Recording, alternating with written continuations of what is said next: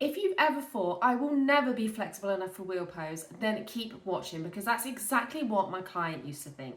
She got there in just 5 days with what I'm going to be sharing with you today, and make sure that you stick around till the end because I've got something special for you. So a lot of people struggle with wheel pose because they think it's a lack of flexibility. But that's only actually part of this. You actually really need good mobility and good strength as well. And that's exactly what we focused on. So here are parts of the puzzle that you need to get into wheel pose. So your quads and hip flexors, if these are tight, there is no way that you are coming up into wheel pose, because we have to stretch this whole part of the front of the body. And when we stretch these parts, that's putting a lot of pressure on our low back. So this is a part that we actually really have to strengthen.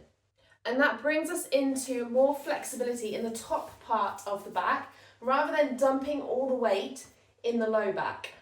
And a great way to work on this is to train your core to lengthen and then start back bending. And already you can probably see here it's coming more from my upper back than my lower back, right? If I just come into a normal back bend, you can see what happens to my low back, right? It just dips in and it's a lot of pressure there. But if I lengthen and then start rounding, it comes a lot more through my upper back, and that is what we need when we're coming into wheel pose.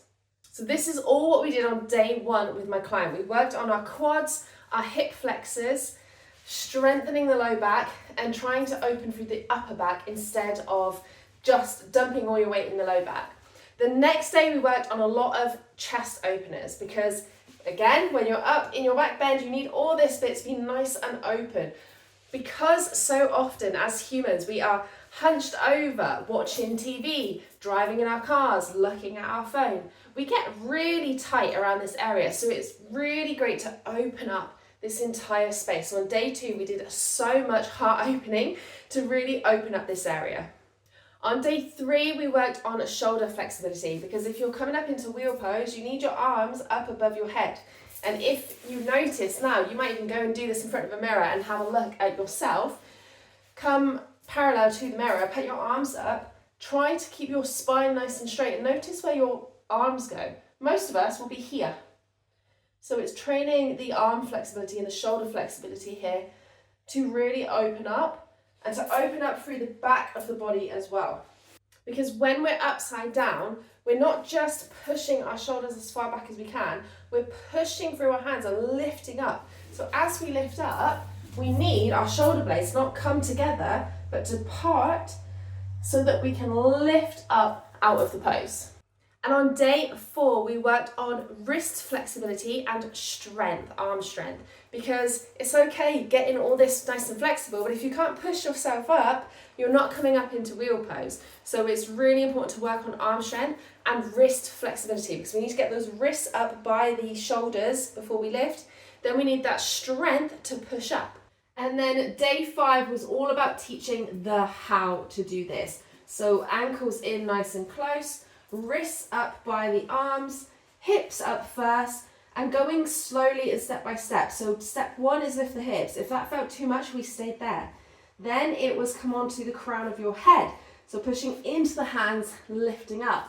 Then it's alignment, and then it was pushing up through your hands, right? If you don't have that strength, you're not going to be able to lift yourself up. So it was really important that we worked on a lot of strength, a lot of push-ups, even half push-ups to start with, because if you can't push up your own body weight, you're not going to be able to push yourself up into wheel. So once we pinpointed her main limitations, the parts of her body that were finding it the hardest, that's when we knew what we needed to focus on. So every day we were going over these different parts, finding out what she needed to focus on and really working on that area, because everybody is different.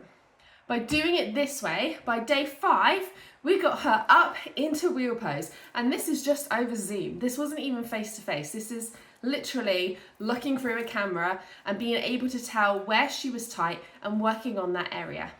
The look on her face was absolutely priceless. And now we're already working on the next pose that she's going to achieve. Now, if you've clicked on this video, I assume that this is something that you are working on yourself as well. So I have something special for you. I have a free 5-day backbending challenge. The link is in the description. You can go and grab it right now for free. And these 5 days are focusing on these different areas to see where you are tight. So you can go through these 5 days, figure out where you need to focus on, keep working on that area, and you'll get there in no time. If you found this video helpful, I would love it if you could hit that thumbs up button. Don't forget to subscribe if you haven't already so you don't miss more classes and tips just like this. And let's stay bendy and healthy for as long as we can.